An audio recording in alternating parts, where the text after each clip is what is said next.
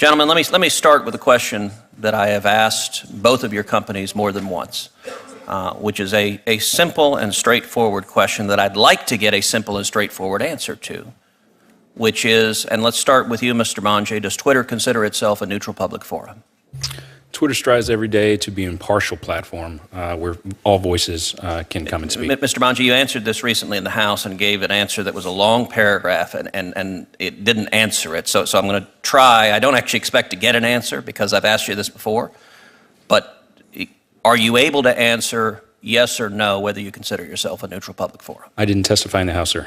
I'll answer the same way. Okay, please do that. Which is that Twitter is an open internet platform where people from all stripes and political affiliations all around the globe come and speak. Okay, let me help you recently. Let me help you on this. Doris. So recently, the CEO of Twitter, Jack Dorsey, said, quote, "I don't believe that we can afford to take a neutral stance anymore. I don't believe that we should optimize for neutrality."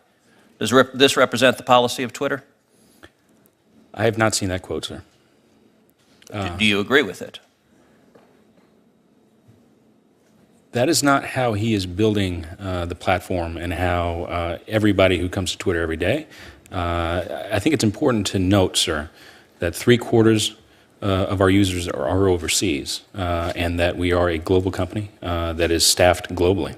All right, Mr. Potts, same question for Facebook. Does Facebook consider itself a neutral public forum?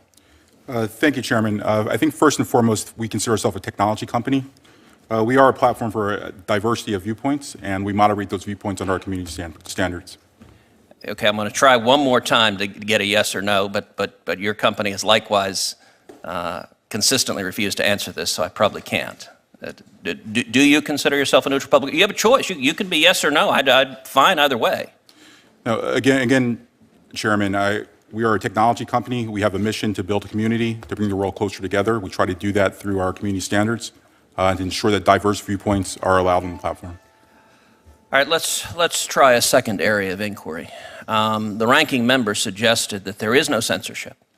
And indeed, she said there are just a handful of anecdotes. You know, I will note, among other things, that Senator Blackburn, her announcement video announcing for the United States Senate was pulled down, as Mr. Manji rightly apologized for. But yet these anecdotes all seem to be consistently on one side of the spectrum. So let me ask a question, Mr. Manji. In the year 2018, how many tweets from elected officials did Facebook pull down? I'm sorry, Twitter pull down. I'd have to get back to you on those specific cases. If I could follow up, though, sir. Every day we see 500 million tweets, and we have to action thousands of accounts, and that those happen literally all across the political spectrum and literally all over the globe. 1 in a million happens 500 times a day on Twitter. And if you are looking for data points to support any narrative, you can find it. We do have a number. Are you aware of even a single Democratic politician who has had a tweet pulled down? I'm not. I am. Could you share that, please? Yes, sir. And I will note that we are as committed to transparency as you have described and have taken a number of steps to improve transparency. We also have to protect the privacy and security of our users. People who didn't ask to be part of the spotlight. But let me follow up on your question, sir. Although to be fair, if someone's tweeting, they are asking the world to see what they're saying. I mean, that's the essence of a social media post as you're posting it. That's true, but our actions on those accounts are also matters that are extremely sensitive. But if I could follow up on your specific question, I'm not going to mention specific names in a public forum, but very recent examples. We recently changed our impersonation policy.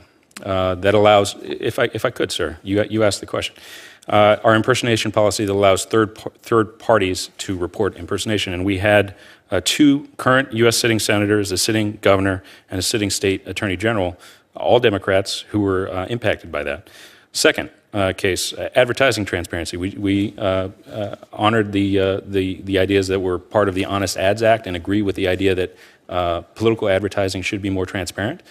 In the process of setting that up, a number of accounts got caught up in that include 3 current Democratic candidates for president and a major national pro-choice group.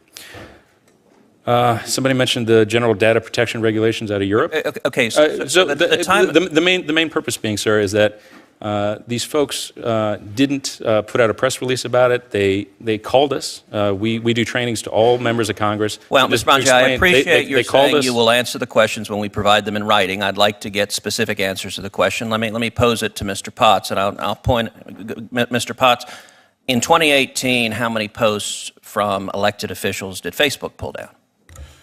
Chairman, I don't have that figure, but I'm happy to follow up with you at a later time. Well, I would ask you to, and I would note that when Mr. Zuckerberg testified before this full committee, I submitted that question and a number of other questions in writing to Facebook, and you at the time refused to answer it and the company instead gave legal boilerplate and refused to answer the question.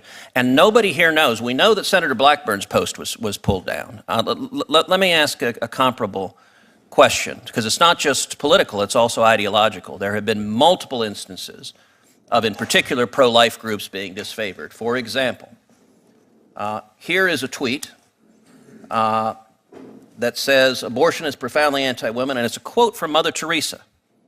And this tweet was blocked. Now it is fairly remarkable that Mother Teresa is now deemed hate speech. Do either of you agree with the proposition that Mother Teresa is issuing hate speech?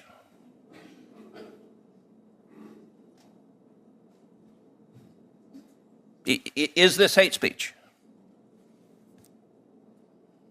If I could take a step back from that, I believe that that account is from the Susan B. Anthony list. Correct. And Susan B. Anthony is currently an advertiser in good standing on our platform. Last promoted. Mr. Manji, you're very good at not answering questions. Is this hate speech? Every tweet has context behind it, and every decision that's made has full context. Tweet. There's no more context. I can tell you that we have actioned accounts on both sides of this debate, including tweets by pro-choice groups who have said that everybody who's pro-life is misogynistic. There are many pro-life groups that advertise on our platforms currently in good standing, and advertisers across the board, whether they're selling soap or NFL, sometimes have advertisements that are caught in our systems. Well, and the reason why... and that is an area we'll be following up as well. So I appreciate your saying there are groups on the pro-choice side that you have blocked, and this committee is going to attempt to understand and quantify if there is a disparate treatment or not. If there's not a disparate treatment, that'll benefit Twitter to show that you're being even-handed. The anecdotes we're aware of are consistently on one side of the aisle. Mr. Potts, do you consider this hate speech? Does Facebook consider this hate speech? Again, Chairman, I don't believe this was on our site, but looking at that quote right now, the lights are a little bright, so my eyes are trying to zero in, or focus, I should say. That would not be in violation of our policies. And same question that Mr. Manji was asked is, has Facebook, to your knowledge, ever blocked a post from Planned Parenthood? I believe that is correct. I believe we have, Senator. Okay, we would be very interested in learning about that. When I asked Facebook that in writing after Mr. Zuckerberg's hearing, you again refused to answer that question as well. And so the basic data, if you are not engaged in censorship, releasing the data, how many people you're blocking, how many people you're downgrading, and what side of the political aisle or ideological aisle they're on, would go a long way to either clearing it up or to demonstrating there's a persistent pattern of bias.